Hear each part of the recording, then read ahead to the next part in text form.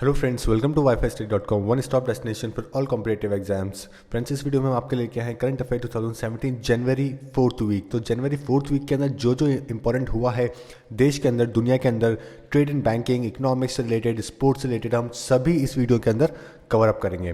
So friends, ये हमारा vocab pen drive course है। अगर आपके वोकैब में अच्छे मार्क्स नहीं आते हैं एग्जाम में और आपको बहुत प्रॉब्लम आती है तो आप हमारे पेन ड्राइव कोर्स ले सकते हैं। इसके अंदर आपको 3000 वोकैब्स के बहुत ही शॉर्ट ट्रिक के साथ में आपको समझाए गए हैं और जिनको 60 वीडियोज़ में कवर अप किया गया है। अगर आप ये ऑनलाइन एक्सेस करते हैं वोकैब 24 के द्वारा तो आपको 497 रुपीज़ में मिलेगा और आप अगर 8 GB पेन ड्राइव में से चाहते हैं तो आपको 999 में मिलेगा। सो फ्रेंड्स, अगर आपको वोकैब में प्रॉब्लम भी है और आप एप्लीकेशन के थ्रू इसको स्ट्रॉन्ग करना चाहते हैं तो आप हमारे वोकैब 24 ऐप डाउनलोड कर सकते हैं। यहाँ आपको 10 नए वर्ड सीखने को मिलते हैं द हिंदू एडिटोरियल में से। इसके अलावा ट्रांसलेटर, डिक्शनरी, प्रैक्टिस टेस्ट, ये सब भी आपको अवेलेबल होता है। सो फ्रेंड्स, अगर आपको ये वीडियो पसंद आता है तो आप हमें सब्सक्राइब करें ताकि हम आपको और हेल्प कर सकें आपको एग्जाम क्लियर करवाने में। सो फ्रेंड्स, सबसे पहले अपन इंटरनेशनल सेक्शन स्टार्ट करेंगे। देखेंगे इंटरनेशनली क्या क्या इंपॉर्टेंट हुआ है 4th वीक ऑफ जनवरी के अंदर। सो फ्रेंड्स, देखते हैं पहला question, which country has build world biggest solar park. तो दुनिया का सबसे बड़ा सोलर पार्क कौन से देश ने अभी रिसेंटली बनाया है। तो देखते हैं, इसका पहले न्यूज़ देखेंगे, उसके बाद इसके आंसर देखेंगे। China has finished building the Longyangxia dam solar park in the western province of शिंगाई, चाइना। तो ये चाइना वो देश है जिसने दुनिया का सबसे बड़ा सोलर पार्क बनवाया है और ये 850 मेगावाट इसकी कैपेसिटी है जो कि नियर बाय 2 लाख घरों तक बिजली पहुंचा सकता है। ओके, तो आपको ये ध्यान रखना है कि एक तो चाइना वो देश है जिसने ये बनवाया है और कौन से डैम पे, building the Longyangxia dam solar park, ये इसका पूरा नाम है। तो ये दो चीज़ें आपको ध्यान रखनी है। देखते हैं अगला, which country has launched a 10-year plan to cut vegetable imports from India. तो कौन से देश ने 10 साल का एक प्लान बनाया है to cut vegetable import from India. तो देखते हैं इससे रिलेटेड न्यूज़ पहले। Nepal government has launched a 10-year plan to cut dependence on vegetable imports from India and make the landlocked country self reliant in food. तो friends, जो आपका answer है वो नेपाल, जो नेपाल वो देश है जिसने ये काम किया है। तो आपका आंसर है ए। तो नेपाल चाहता है कि हम सेल्फ डिपेंडेंट बन जाएं वेजिटेबल के अंदर और भारत से इंपोर्ट ना कराना पड़े, इसलिए उसने एक 10 साल का प्लान बनाया है। Vegetable imports from India has continued to increase even despite for the far western region seeing a rise in the commercial vegetable farming, a local media report has said. तो देखते हैं अगला question, which country will become the fastest oil consumer by the year 2035। तो कौन सा देश है जो कि दुनिया का फास्टेस्ट ऑयल कंज्यूमर बन जाएगा 2035 तक। तो देखते हैं news, India to become the fastest oil consumer by 2035। तो इंडिया वो देश है कि जो कि दुनिया का सबसे बड़ा कंज्यूमर बन जाएगा ऑयल का 2035 तक। ओके, तो आपका आंसर है B. What is India's rank in a corruption perception index 2016।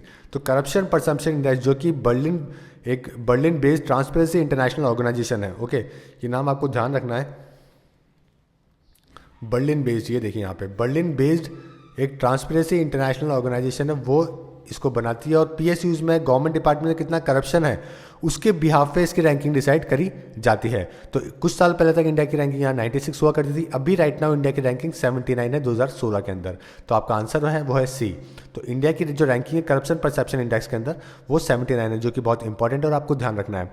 साथ में इस लिस्ट के जो टॉप किया जिन देशों ने वो भी ध्यान रखना है, न्यूजीलैंड और डेनमार्क ने इस लिस्ट को टॉप किया, यानी कि यहाँ पे सबसे कम करप्शन है और सबसे ज़्यादा करप्शन किस में है, सोमालिया में।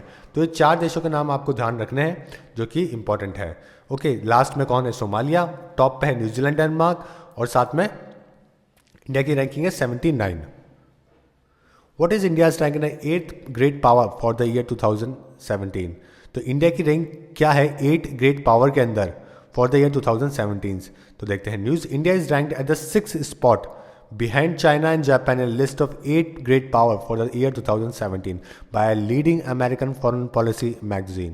तो भारत को जो 8 दुनिया की जो सुपर पावर या पावर की बात करें अगर अपन 2017 के अंदर जो उभरती हुई 8 ग्रेट पावर है उसके अंदर 6ठा स्पॉट भारत को दिया गया है और चाइना और जापान इस लिस्ट के अंदर सेकंड पे है और यूएस फर्स्ट स्टेज पे है।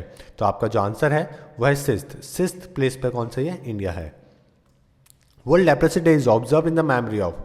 तो वर्ल्ड लेप्रेसी डे किन की मेमोरी में ऑब्जर्व किया जाता है। तो सबसे पहले तो फ्रेंड आपको ये जानना जरूरी है कि लेप्रेसी जो डिजीज है होता किससे है। ओके, ये होता है एक बैक्टीरिया डिजीज है,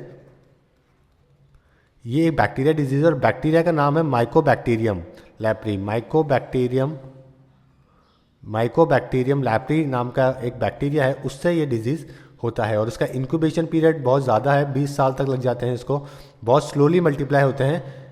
ओके, बहुत स्लोली मल्टीप्लाई होता है ये जो डिजीज़ है, और ये जो मेनली इफेक्ट करता है वो स्किन और पेरिफेरल नर्व, इनको इफेक्ट बेसिकली करता है।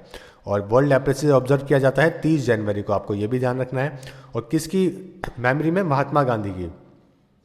Okay, this day was chosen in commemoration of the death of the Gandhi, यानी कि जिस दिन महात्मा गांधी की डेथ हुई थी उस दिन वर्ल्ड लेप्रेसी डे को ऑब्जर्व किया जाता है, क्योंकि इन्होंने काफ़ी इंपॉर्टेंस समझी थी इस डिजीज़ की और इसको काफ़ी अच्छे काम किए थे इस डिजीज़ को रोकने के लिए।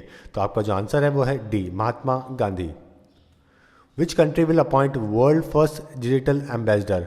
तो कौन सा कंट्री है जो कि दुनिया में का पहला डिजिटल एम्बेसडर अपॉइंट करेगा? देखते हैं news. Denmark to appoint world first digital ambassador. तो डेनमार्क वो कंट्री है जो कि पहला डिजिटल एम्बेसडर बनाएगा to work on building ties with the global tech giants according to a country's foreign minister.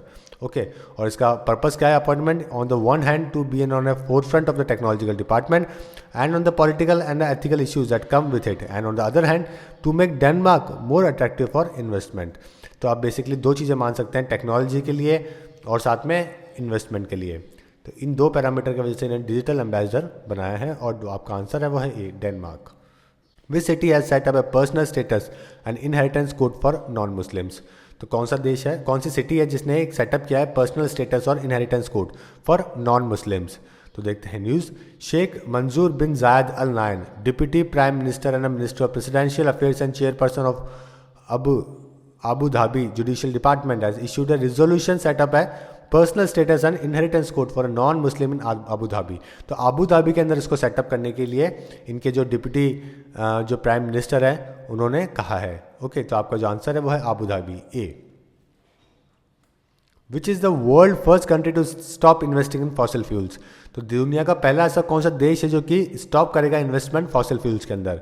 तो देखते हैं न्यूज़। बहुत ही अच्छा कदम है जो कि इस देश ने उठाया है, जो कि है Ireland. Ireland has voted to be the world first country to fully divest public money from fossil fuels. Okay, तो आपका जो आंसर है वो है बी, आयरलैंड वो देश है जिसने ये स्टेप लिया है। अब देखते हैं national news.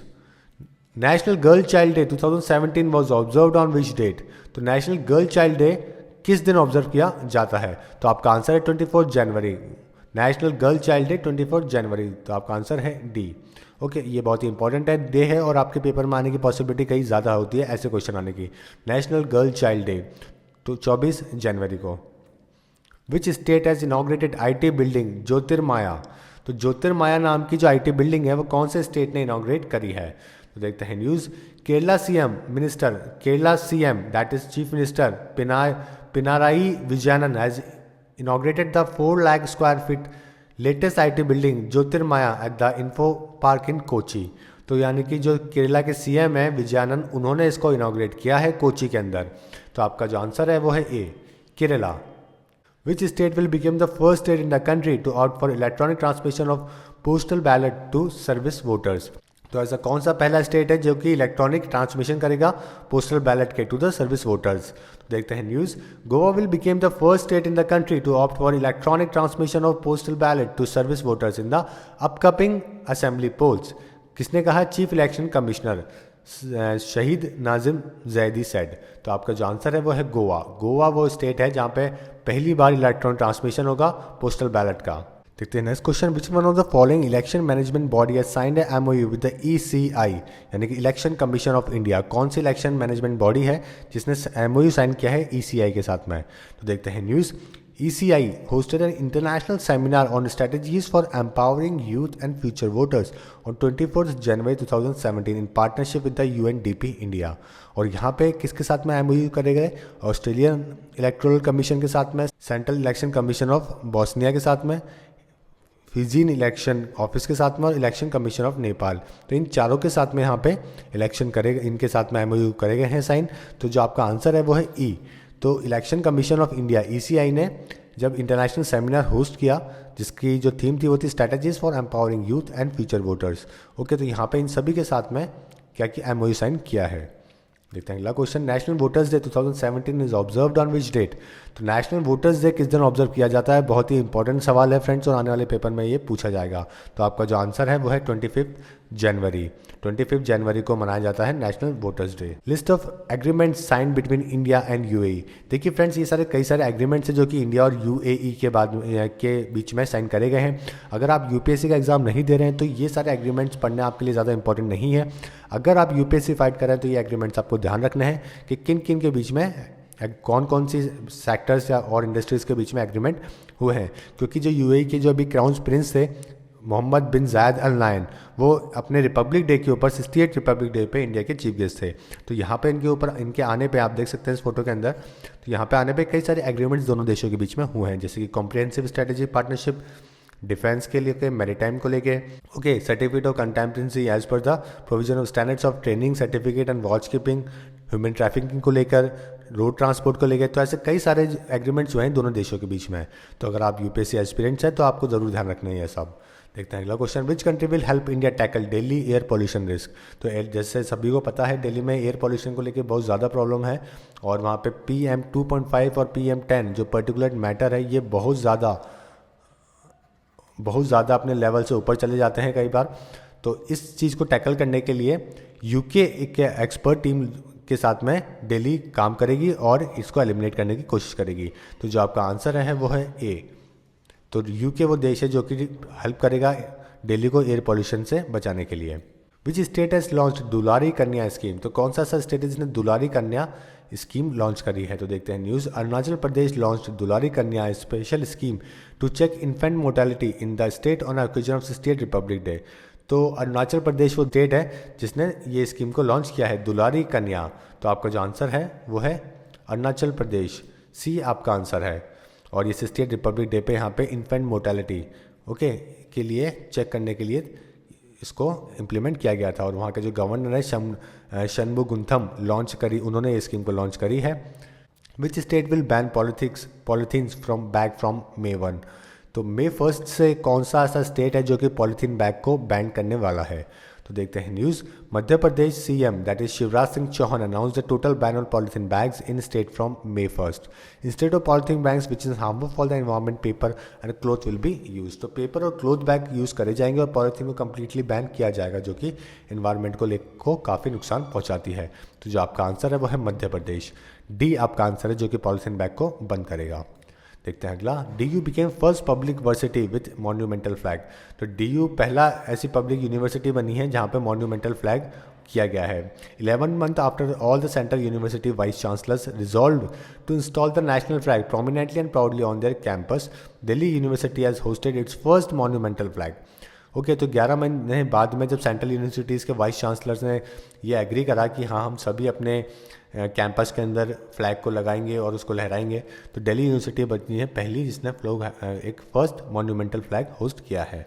We Shanmuganathan resign recently from the governor post of. तो शनमुगुंथम जो अभी गवर्नर थे उन्होंने रिसेंटली रिजाइन किया है गवर्नर पोस्ट कौन से स्टेट के। देखते हैं news, Meghalaya governor V Shanmuganathan resigns. तो कहाँ के थे ये, मेघालय के ये गवर्नर थे जिन्होंने रिसेंटली सेक्सुअल हरेसमेंट चार्जेस की वजह से इसको रिजाइन किया है पोस्ट से। Which city has got India's first post office passport Kendra. तो कौन सी सिटी है जहाँ पे इंडिया का पहला पोस्ट ऑफिस पासपोर्ट केंद्र स्थापित किया जाएगा। तो देखते हैं news, Mysuru gets India's first post office passport Kendra. तो मैसूरू वो प्लेस है जहाँ पे, वो सिटी है जहाँ पे पहला पासपोर्ट केंद्र, पोस्ट ऑफिस पासपोर्ट केंद्र बनाया गया है। ओके, तो आपको ये ध्यान रखना है और आपका आंसर है B. National immunization day 2017 was observed on which date. ये another important question, national immunization day 2017 कौन से दिन पे ऑब्जर्व किया जाता है।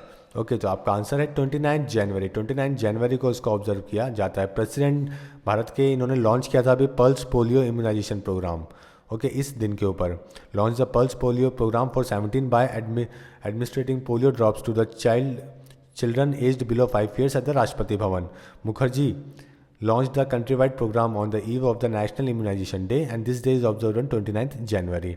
तो प्रेसिडेंट जो मुखर्जी हैं, प्रणब मुखर्जी, उन्होंने इस दिन पोलियो की दवाई राष्ट्रपति भवन में 5 साल के कम बच्चों को पिलाई थी। देखते हैं अगला question, which city is hosting first north east investor summit.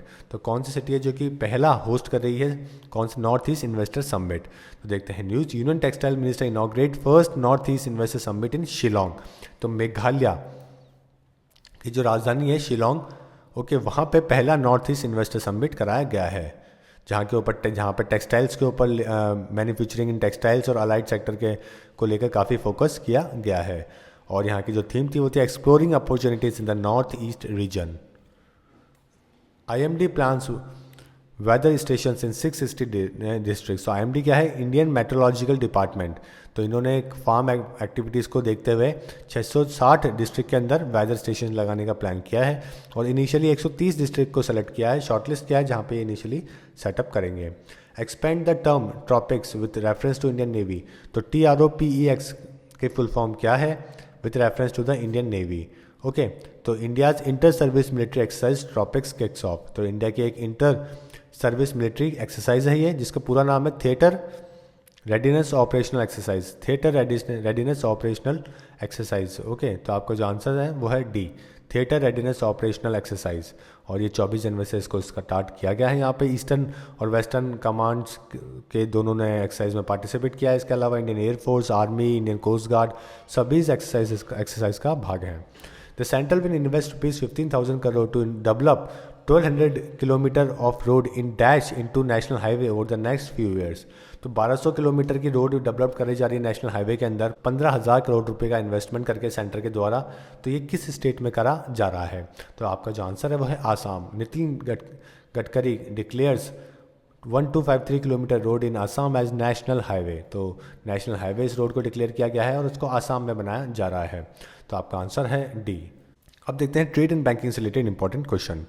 2017 world economic forum annual meeting was held in which city. तो 2017 की वर्ल्ड इकोनॉमिक फोरम मीटिंग जो हुई है वो कौन सिटी में हुई है, वो हुई है डावोस में। जो ये कहाँ पर है, ये स्विट्जरलैंड के अंदर है।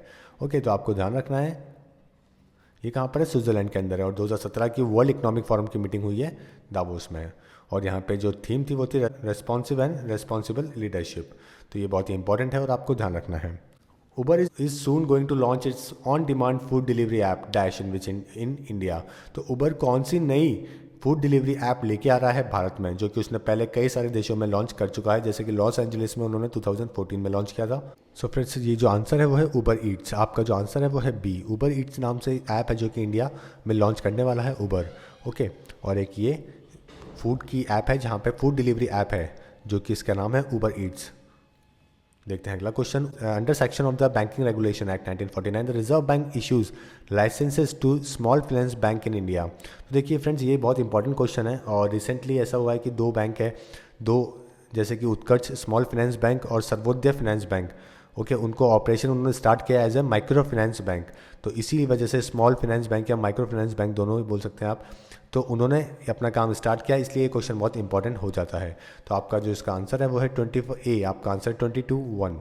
ओके, तो जो under section of the banking regulation है 1949, under section 22(1) of the banking regulation act to carry on business of a small finance banking in India.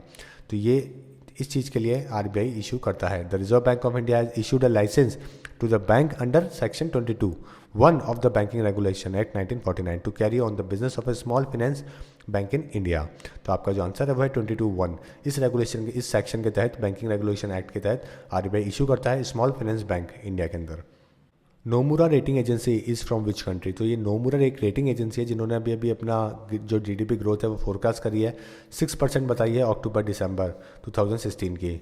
Okay, और 5.7 बताई है मार्च की, जनवरी से मार्च की।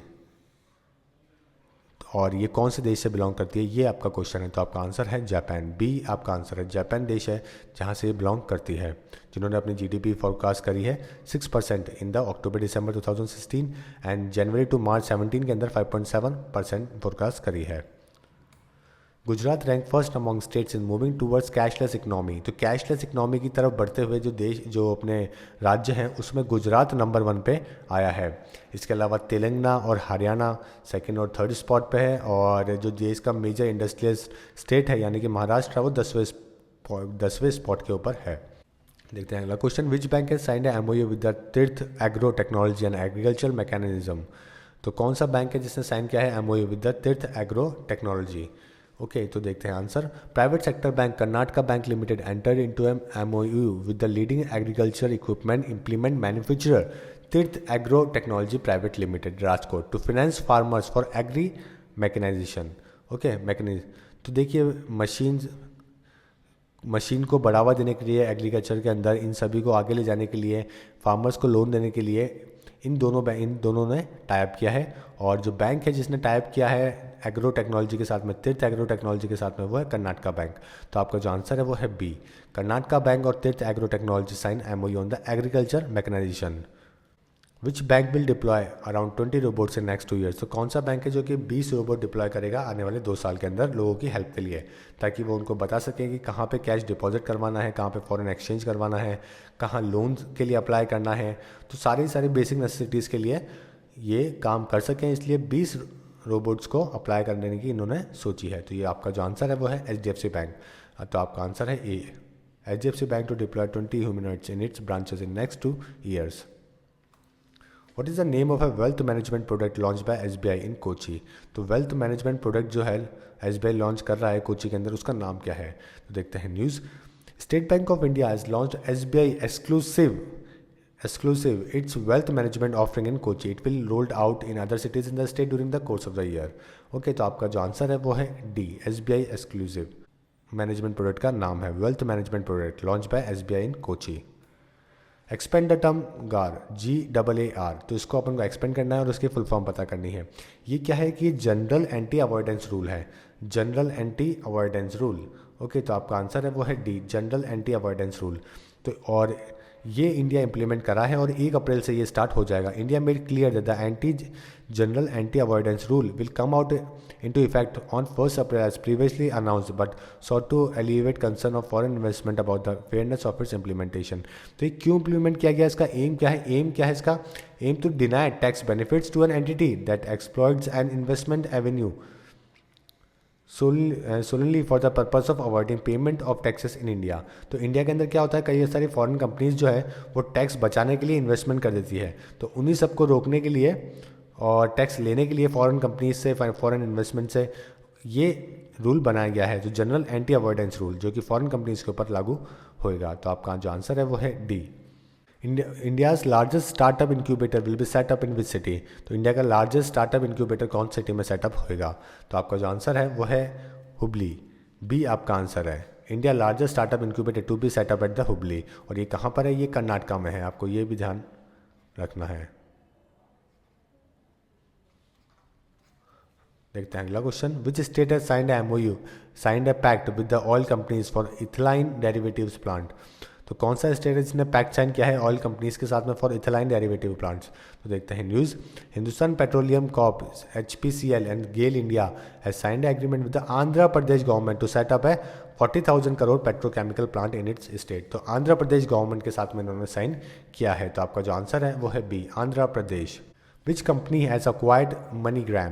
तो मनीग्राम को कौन सी कंपनी ने अक्वायर्ड किया है? ये रिसेंटली न्यूज़ थी और काफ़ी बड़ी न्यूज़ थी। तो आपका जो आंसर है वो है Alibaba. E commerce giant Alibaba की जो फाइनेंशियल आर्म है एंड फाइनेंशियल, उसने अक्वायर किया है अमेरिकन मनी ट्रांसफर मेजर को, जिसका नाम है MoneyGram, for $880 million in a deal that will expand the firm business in the US after India and Thailand. Okay, तो आपका जो आंसर है वो है and financial. Rural electrification corporation limited is ink 3 pact to extend financial assistance of around ₹60,000 crore to. तो जो rural electrification corporation है उन्होंने 3 पैक साइन करे हैं अपने एक्सटेंड करने के लिए फाइनेंशियल असिस्टेंट, जो कि अराउंड 60 करोड़ रुपए के हैं। और कौन से स्टेट में वो करना चाह रहे हैं? तो आपका आंसर है आंध्र प्रदेश। ओके, आंध्र प्रदेश है वो स्टेट जहाँ पे ये करा जा रहा है। तो state owned rural electrification corporation limited has in 3 pact to extend financial assistance of around 60,000 crore to Andhra Pradesh. Okay, तो आपका आंसर है बी। अब देखते हैं appointments. Who has been elected as Himachal Pradesh Olympic association president? तो रिसेंटली ये जो पर्सन है इनको BCI प्रेसिडेंट पोस्ट से हटाया गया है और अभी इनको बनाया गया है हिमाचल प्रदेश के ओलंपिक एसोसिएशन के प्रेसिडेंट। ओके, अनोनिमसली इनको सेलेक्ट करा गया है विदाउट ऑब्जेक्शन के द्वारा।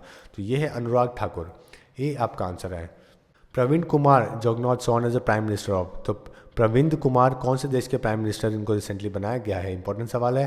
तो देखते हैं news. New Mauritius prime minister Pravind Kumar who assumed office after his father's Anerood Jugnauth it is step down from the post. तो ये जो पीएम बनाए गए हैं ये मॉरिशस के बनाए गए हैं, तो आपका आंसर है डी मॉरिशस।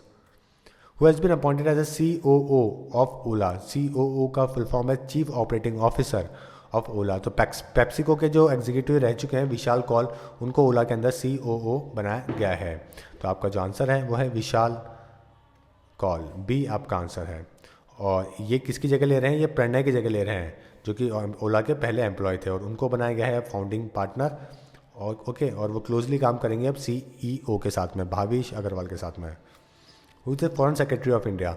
तो फॉरेन सेक्रेटरी ऑफ इंडिया बहुत ही इंपॉर्टेंट क्वेश्चन है, सभी को पता होना चाहिए। जयशंकर है, जिनका रिसेंटली क्या किया गया है, 1 साल का एक्सटेंशन बढ़ाया गया है।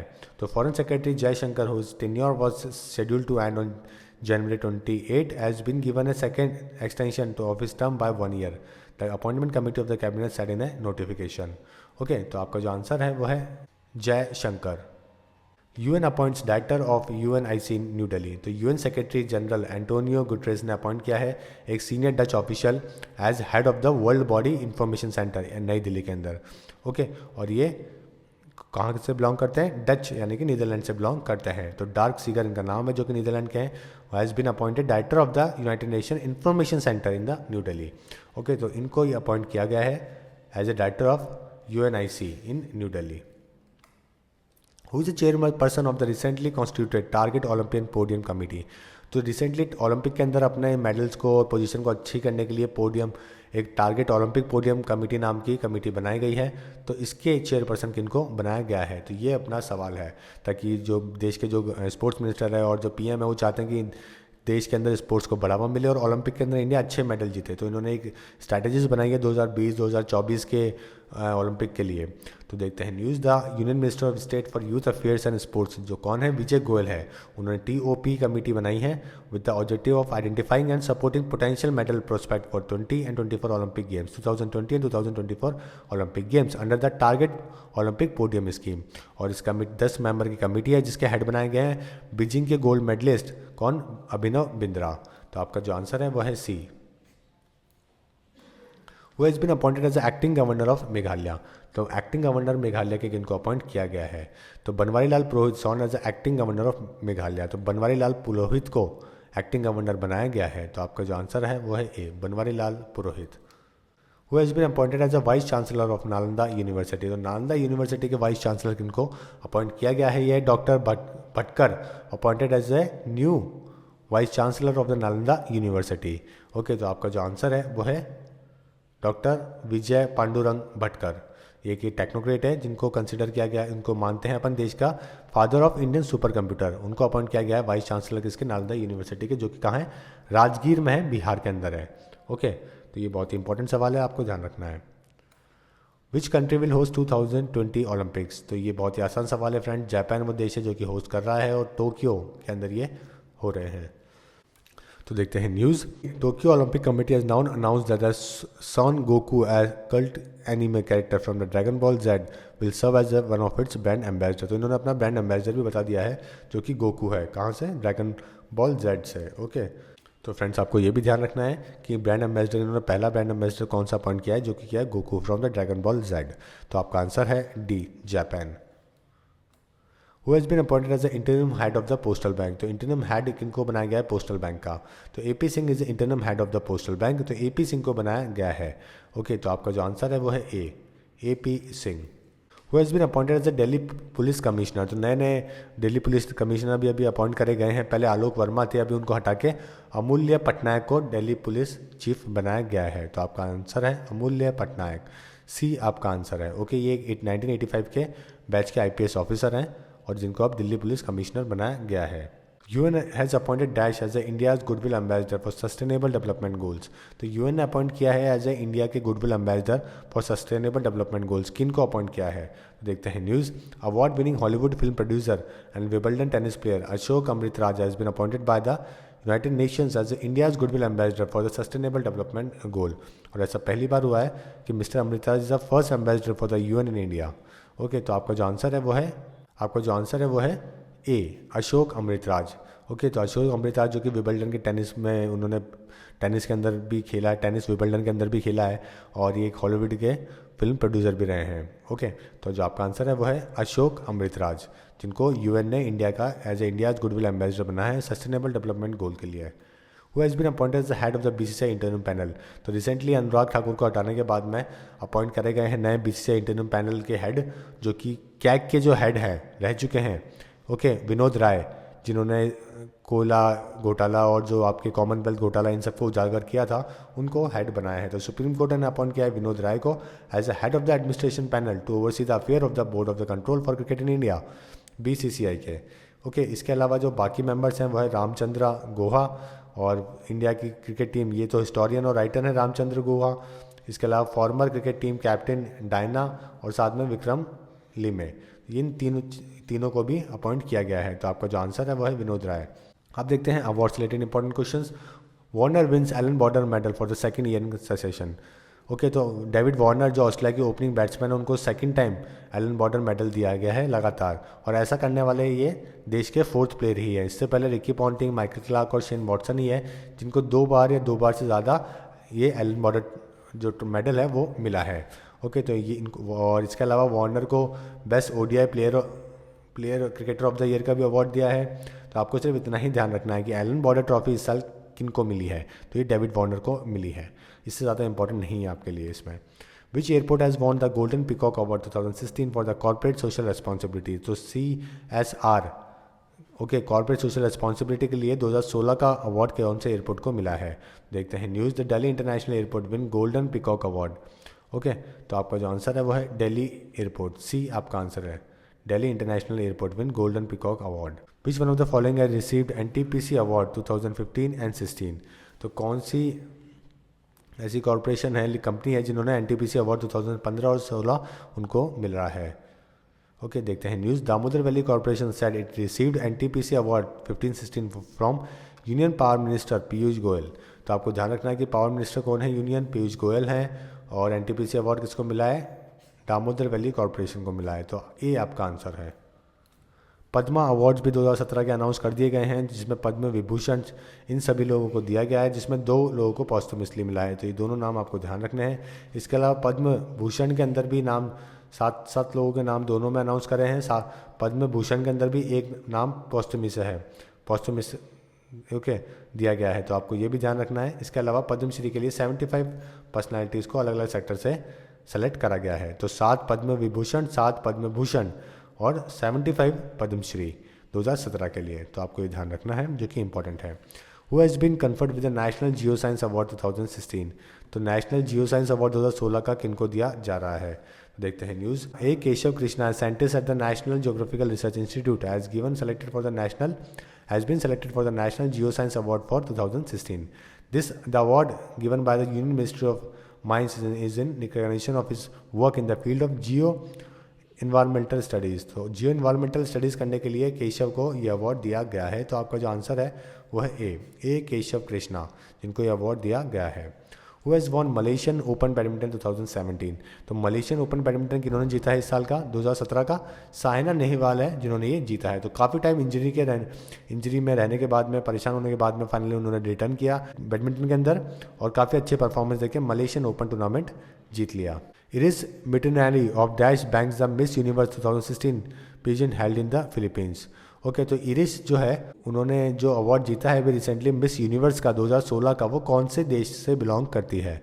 तो ये कौन से देश से बिलोंग करती है, फ्रांस की है ये। तो आपका जो आंसर है वो है ए फ्रांस। और ये कहाँ हुआ था, फिलीपींस में ये हुआ था ये मिस यूनिवर्स 2016। ओके, जो जिन्होंने जीता है उनका नाम है इरिस और कौन से देश से, फ्रांस से है। अब देखते हैं sports. Irani trophy is related to which sport. तो ईरानी ट्रॉफी कौन से देश से, कौन से स्पोर्ट्स से रिलेटेड है, ये क्रिकेट से रिलेटेड है, जिसके अंदर विद्यमान साहा ने डबल सेंचुरी मारी और रेस्ट ऑफ इंडिया को जिताया ईरानी ट्रॉफी। किनको हराया इन्होंने, गुजरात को इन्होंने हराया और यहाँ पे इनको मैन ऑफ द मैच भी सेलेक्ट करा गया है विद्यमान साहा को, जिन्होंने 316 का जो टारगेट मिला था उसमें से 203 रन तो इन्होंने बनाए। Dhruv Sunish wins ITF junior title. तो ध्रुव सुनीश ने जीता है ITF जूनियर टाइटल। तो Dhruv Sunish finally got the test of ITF junior title when he won the boys single crown during Kazakhstan Dostbek Tazhbultev at the दक्षिण कालीकटा सैनेट से क्ले कोर्ट। तो क्ले कोर्ट के अंदर इन्होंने ये अवार्ड जीता है।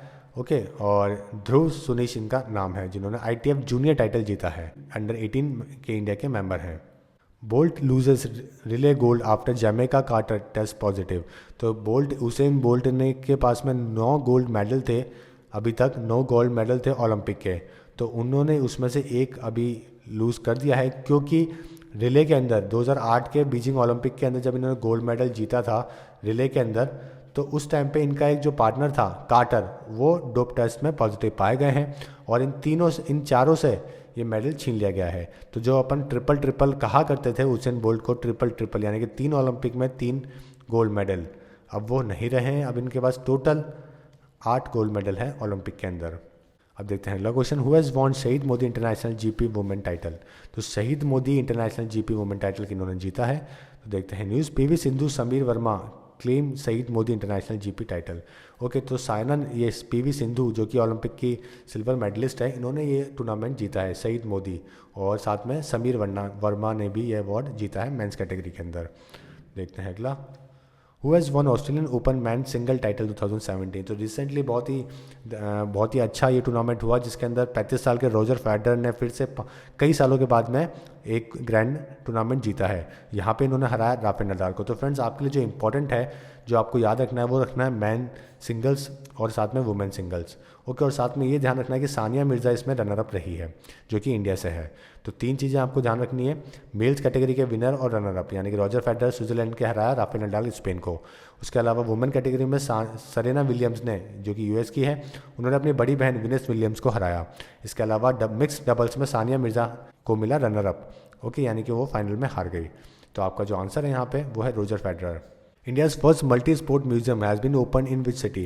तो रिसेंटली सौरव गांगुली और सचिन तेंदुलकर ने और 1-2 इमिनेंट पर्सनालिटीज़, स्पोर्ट्स पर्सनालिटीज़ और भी थी, उन्होंने इसका इनॉग्रेशन किया है। और ये कहाँ किया गया है? इसको कोलकाता में किया गया है। तो आपको ध्यान रखना है, मल्टी स्पोर्ट्स म्यूजियम कहाँ ओपन हुआ है? कोलकाता में ओपन हुआ है। Who has von Kolkata women half marathon. तो अबुल हुसैन विन कोलकाता मैराथन। तो अबुल हुसैन है जिन्होंने तो कोलकाता मैराथन जीती है। और फीमेल के अंदर वुमेन हाफ मैराथन ये मंगाली तमांग जो कि सिक्किम से है, उन्होंने इसको जीता है वुमेन हाफ मैराथन को। अब देखते हैं death. Naqsh Lyallpuri has passed away recently, who he was. तो ये जो उर्दू पोइट और लिरिसिस्ट थे लायलपुरी, उनकी रिसेंटली डेथ हुई है। तो ये कौन थे? लिरिसिस्ट थे और उर्दू पोइट भी थे। देखते हैं अगला question. Alexander Kadakin passed away recently, he was a Russian ambassador to. तो अलेक्जेंडर जो कि एक एम्बेसडर थे रशिया के, ये कौन से देश के रशिया के जो एम्बेसडर थे, कौन से देश में इनको लगाया गया था और कौन से देश के एम्बेसडर थे? तो देखते हैं, Russian ambassador to India Alexander Kadakin dies. तो यानी कि ये रशियन एम्बेसडर टू इंडिया थे, ओके, जिनकी रिसेंटली डेथ हुई है। तो आपका आंसर है सी।